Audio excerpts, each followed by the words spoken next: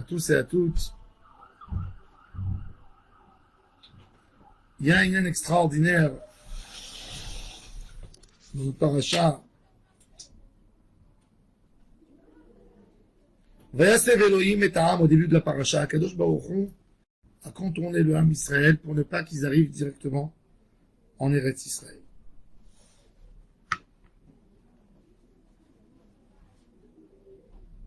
Le Hari HaKadosh nous dit que dans chaque endroit où il y a un juif qui est venu s'installer ou habiter, un endroit perdu, c'est écrit comme si, c'est considéré comme si tout le Ham Israël est arrivé là-bas. Pourquoi? Parce que quand quelqu'un il accomplit Torah et Mitzvot dans un endroit, il est mevarer, fait un bureau, il sépare la Kedusha de la Touma, fait un bureau des Mitzvot de la Kedusha.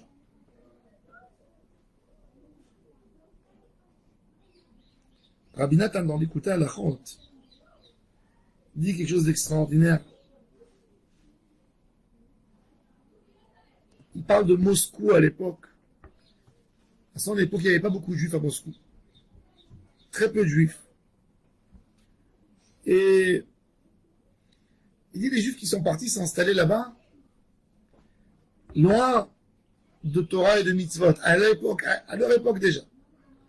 Et il dit, on sait nous tous que quand un juif s'éloigne, va habiter dans un endroit perdu, il abandonne la Torah et les Mitzvot. Il n'a pas d'exemple. Il n'a pas une synagogue pour aller prier. Il ne se retrouve pas avec des juifs. Même s'il mange des choses cachères d'après une liste, doucement, doucement, il s'autorise des choses. Alors, on nous dit que le but de la galoute, c'est pour ramasser les étincelles de Kedusha. Il dit, quel ramasser? Il fait plus de problèmes quand il est là-bas. Pourquoi Kadosh Baruch Hu nous a envoyés dans une galoute? Pour faire un tikkun. Et on sait aujourd'hui que quand quelqu'un il tombe. À tel point qu'il peut même arriver à des mariages mixtes, à séparer à finir l'identité juive du Ham Israël. Et plus que ça, il pose la question à Rabbi Nathan, si on Eretz Israël, que c'est le lieu de la Kedusha, le peuple d'Israël n'a pas tenu, et finalement, on est parti en exil. Alors, pas en Eretz Israël, pas dans un endroit de Kedusha, tu veux qu'on fasse un tikkun.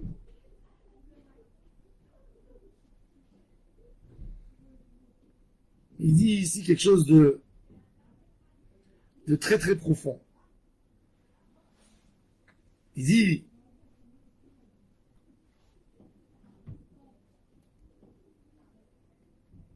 que des fois pour secouer un homme, il a besoin d'atteindre les plus bas des niveaux. Le plus bas des niveaux. Quand un homme il est dans la Kedusha,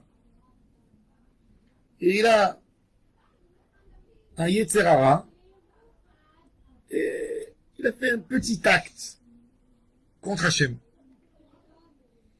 Et il a vu qu'il n'y a rien qui s'est passé. Le plafond ne lui est pas tombé sur la tête. Il n'est pas mort. Il n'a pas fait un AVC. Il n'a pas fait une crise cardiaque. Il se dit que dans l'endroit où il est, Hachem n'est pas là. C'est ça l'idée du Yetzer Hara. Qu'est-ce qu'il fait? Le pgam, il devient énorme parce qu'il dit Hachem ne contrôle pas.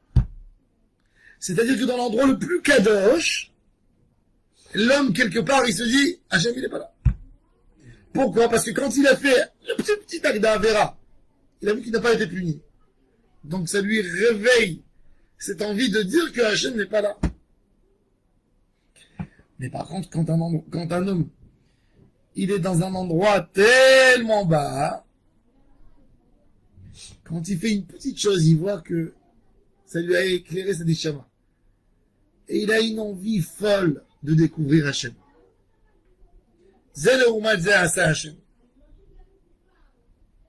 Le secret de la galoute, personne qui peut comprendre. Pourquoi Am Israël a souffert 2000 ans d'exil. 2000 ans d'exil, tellement long. Am Israël a perdu des millions de juifs durant les années. Pas des juifs qui sont morts par Kiddush Hashem. Des juifs qui ont quitté le judaïsme. Combien de juifs en Europe, durant toutes les générations, se sont convertis au christianisme par force, par volonté, par quatre forces majeures, etc. Mais ils sont convertis. Qu'est-ce qu'il veut de tout ça, Kadosh Baruch Hu? Des fois, c'est écrit que c'est pour ramener des Neshamot. Il y a des Neshamot qui ont été dans le mont Sinaï, mais ils ont été perdus là-bas. Des fois arrive une Neshama qui peut éclairer le monde entier. Comme le secret de Ruth à Moavia, on ne comprend pas le secret d'Hachem Yitbarach. Il y a eu Elimelech, avec ses enfants Machlon et Kidon, qui vont habiter, s'installer où? Dans le pays des Moabites. Dans l'endroit où le Ham Israël les détestait comme des ennemis jurés. Des gens que le Ham Israël dit, même s'ils se convertissent, tu ne peux pas les épouser. Elimelech, il va là-bas. Ses enfants s'assimilent. Avec qui? Avec Ruth et avec Orpa, qui ne se sont pas convertis, qui étaient goyotes. À leur mort, à leur disparition, il y a un effet choc qui se réveille chez Ruth, qui décide de quitter son pays natal, sa famille, ses parents, son entourage, sa royauté, et d'aller joindre Am Israël. Et qu'est-ce qui sort de cette Ruth? Mashiach, David Amelech. On ne comprend pas les secrets des Neshamot. Qu'est-ce que Hachem veut? On le comprendra peut-être à la fin des temps, quand Hachem nous montrera ce qui s'est passé.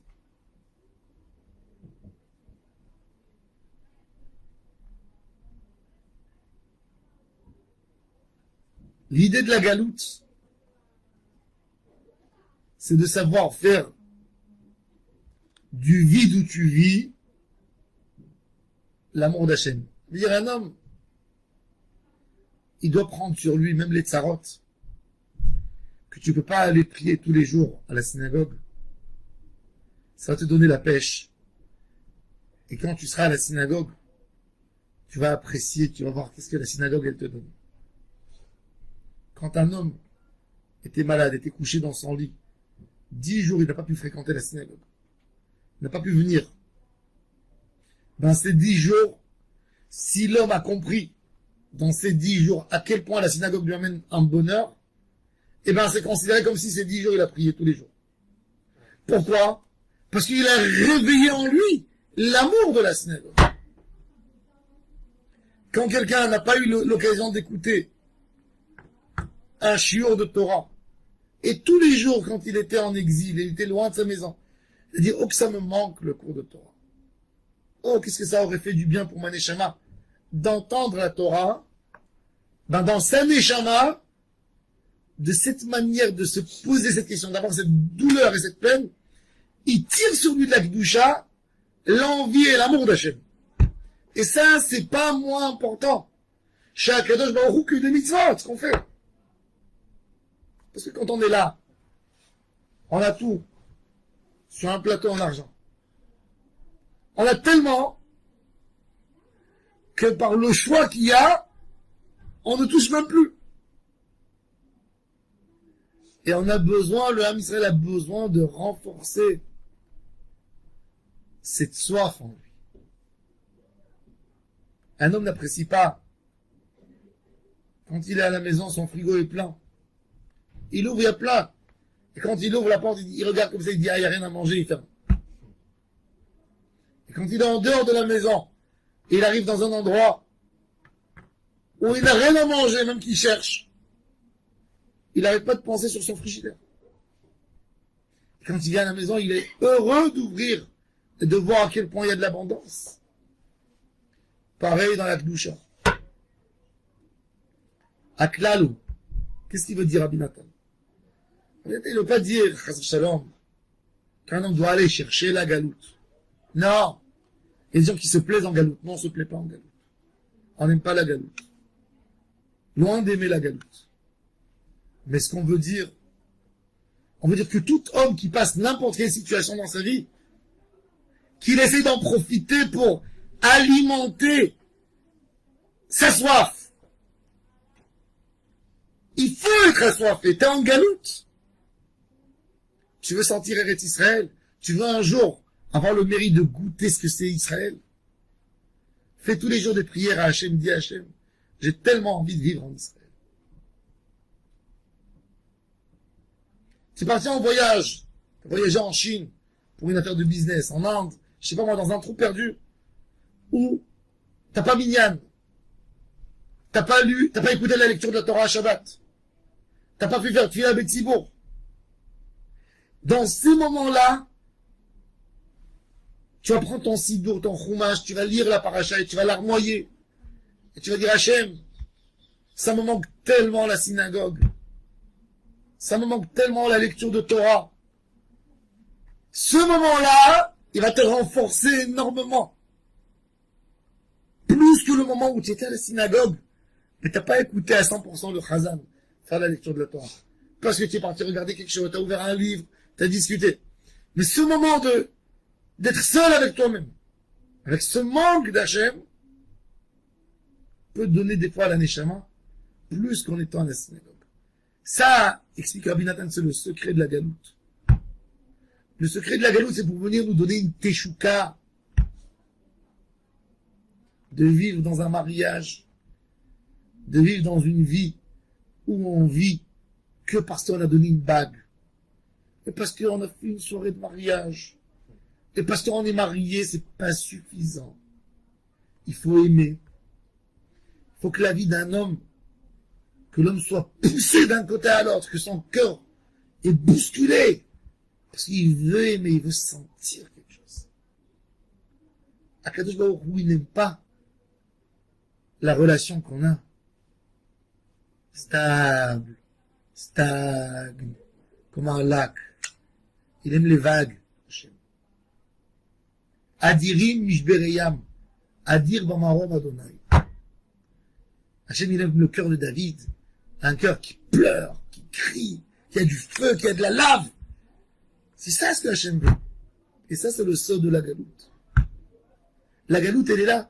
Parce que si, après 500 ans de galoute, il va y avoir un juif qui va crier à Hachem, tu me manques, tout va aller le coup. Pour lui redonner. Parce que ce feu, quand un homme obtient ce feu l'aide tellement dans sa vie. L'aide tellement dans sa vie. Et c'est ça le Inyan. Quand quelqu'un est dans le problème, profite même du problème. Pour prendre des bonnes décisions.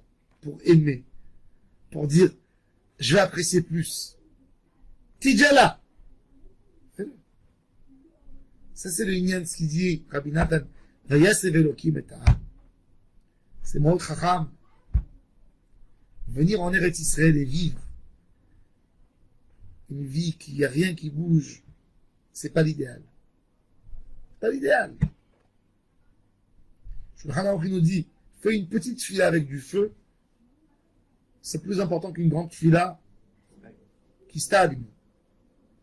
Dans un moment de fila, tu dois sentir, tu transpires, tu dois avoir ton cœur qui fait bouger, tu dois avoir les yeux qui larment, tu dois être agité, tu dois être ému des mots que tu as prononcés de ta bouche. Ça, c'est le sod de la Avodat Hashem. Et ça, c'est Me'at Bekavana, Tov Me'arbe Belo Kavana. Alors, Baruch Hashem, on est en Eretz Israël. Tant mieux. On ne veut pas retourner en Eretz. Mais on a besoin de travailler sur nous, de renforcer cette teshuka. Ah, Kadosh Baruch Hu, Hashem Yizakenu, ויעזרנו הדבר כבוד שמו ברוך אדוני לעולם, אמן.